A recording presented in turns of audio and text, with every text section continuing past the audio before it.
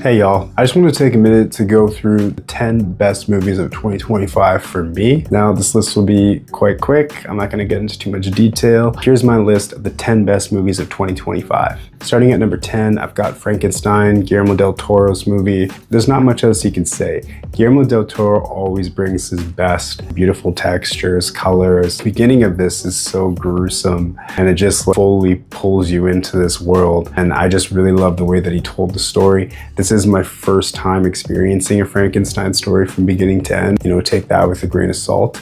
But I really did enjoy this one, and I feel like if you are a Guillermo del Toro fan, you will too. Okay, number 9, we've got Fantastic Four: First Steps. Getting into the superhero genre a little bit, this was a big surprise for me. The MCU has been very hit or miss, but you know, this movie was actually quite good. I really liked the production on this one, especially with the world that they have. That's like a retro futuristic kind of 60s look. The aesthetic is very cool. When they get into the space stuff, that looks really great too. There's some great callbacks to, you know, movies like Interstellar, if you really liked those visuals with black holes. Story-wise, it was really great too, and I just felt this is the very best Fantastic Four movie we've ever gotten. Okay, number 8, Thunderbolts. Another MCU movie took me by surprise. You know, I didn't really have much to say when it was first coming out because I was like, well, they brought together all these like Disney Plus people, but it actually worked really well. And I felt like it was, you know, very thematically rich and it had a really great ensemble.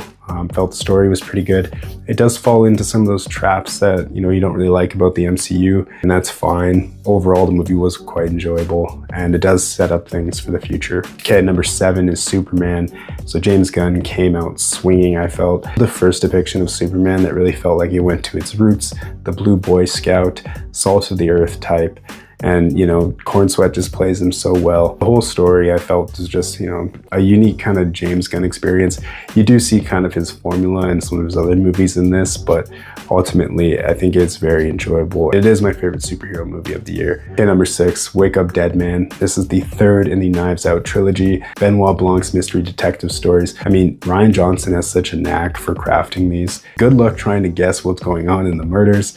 He always finds some creative spin of like how these things are actually happening that I really enjoy. There is a bit of a formula involved here that really starts to show in this third one, but it's also probably one of the best written ones. Everything feels so fluid, from the dialogue and the storytelling, and you know, it really does just keep you fully engaged. Well, that's all you really want from a mystery at the end of the day. No one really doing it like Rian Johnson. I'd check this one out if you haven't already. Okay, number 5, One Battle After Another, the Paul Thomas Anderson movie with Leonardo DiCaprio. You've got really great performances. You've got one of the greatest directors of all time in PTA.